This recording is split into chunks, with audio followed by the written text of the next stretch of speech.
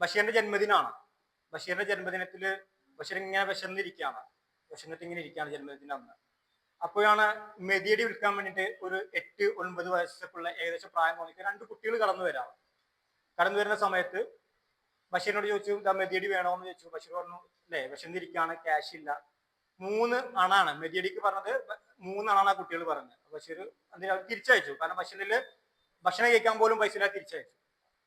പിന്നീട് രാത്രി ആയപ്പോ ബഷീർ കൂട്ടുകാരെ കൂടെ ഇങ്ങനെ ഇരിക്കുകയാണ്. കുറച്ച് സുഹൃത്തുക്കളെ കൂടെ ഇങ്ങനെ ഇരിക്കുന്ന സമയത്ത് ഈ കുട്ടികള് വീണ്ടും മെതിയടിയായിട്ട് വരാം.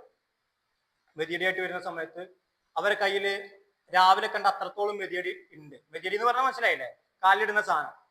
ആ മെതിയടി ഒരെണ്ണം പോലും വിറ്റുപോയിട്ടില്ല. അപ്പൊ ഈ കുട്ടികളുടെ സുഹൃത്തുക്കൾ ചോദിച്ചു, ബഷീറിന്റെ സുഹൃത്തുക്കൾ ചോദിച്ചു, എത്രയാണ് മെതിയടിക്ക്? അപ്പൊ അവർ പറഞ്ഞു 3 അണയായിരുന്നു രാവിലെ, ഇപ്പൊ എനിക്ക് ഞങ്ങൾക്ക് 2.5 അണ തന്നാൽ മതി, ഒരെണ്ണം പോലും വിറ്റുപോയിട്ടില്ല എന്ന് പറഞ്ഞു. അപ്പോ ആ ഇവര് പറഞ്ഞു 2 അണക്കാണെങ്കിൽ ഞങ്ങൾ മേടിക്കാൻ പറഞ്ഞു. 2 അണക്കാണെങ്കിൽ മേടിക്കാൻ പറഞ്ഞു. അങ്ങനെ ആ മെതിയടി 2 അണയ്ക്ക് ആ കുട്ടികൾ കൊടുക്കേണ്ടി വരുന്നു അല്ലെ. അങ്ങനെ ആ 2 അണ കുട്ടികൾ മേടിച്ചു. അവരിങ്ങനെ പോണ സമയത്ത് ബാക്കിൽ നിന്ന് ആ സുഹൃത്തിനെ വിളിച്ച് പറയാണ്, ഞാൻ അവരെ പറ്റിച്ചടാ എന്ന് പറയാം. ഭയങ്കര സന്തോഷത്തോടെ പറയാം, ഞാൻ ആ കുട്ടികളെ പറ്റിച്ചു. അപ്പൊ ചോദിച്ചു, എന്തേന്ന് വെച്ചു. അതിൽ കൊടുത്ത ആ 2 അണയിൽ 1 അണ കള്ളണയായിരുന്നു എന്ന് പറയാം. 1 അണ കള്ളണയായിരുന്നു. അപ്പൊ ബഷീർ ഇങ്ങനെ പുറത്തു നോക്കുമ്പോ ആ കുട്ടികൾ വളരെ സന്തോഷത്തോടെ അല്ലെ ആ 2 അണയും മേടിച്ചിട്ട് ഇങ്ങനെ ആ വിളക്കിന്റെ ആ വെളിച്ചത്തിലൂടെ ഇങ്ങനെ നടന്നു പോവാണ്. അപ്പൊ ബഷീറിന് ഭയങ്കര വിഷമം തോന്നി. വായിച്ചിരിക്കുന്ന എല്ലാവർക്കും അത് വിഷമം തോന്നി അല്ലെ. എനിക്കും ഭയങ്കര വിഷമം തോന്നി.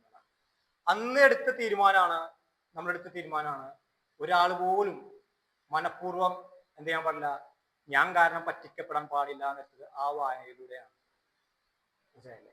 അത് വായിച്ചില്ലായിരുന്നുവെങ്കിൽ ഒരുപക്ഷെ ഞാൻ കാരണം ആരെങ്കിലൊക്കെ പറ്റിക്കപ്പെടുമായിരുന്നു. അപ്പോൾ വായന നമ്മളെ എന്ത് ചെയ്യും, നവീകരിക്കും എന്നുള്ളതാണ്. വായന നമ്മളെ നവീകരിക്കും എന്നുള്ളതാണ്. വായിക്കാൻ ശ്രമിക്കാം. വായിക്കാൻ പറ്റുന്ന സമയത്തോടൊക്കെ വായിക്കാൻ ശ്രമിക്കാം.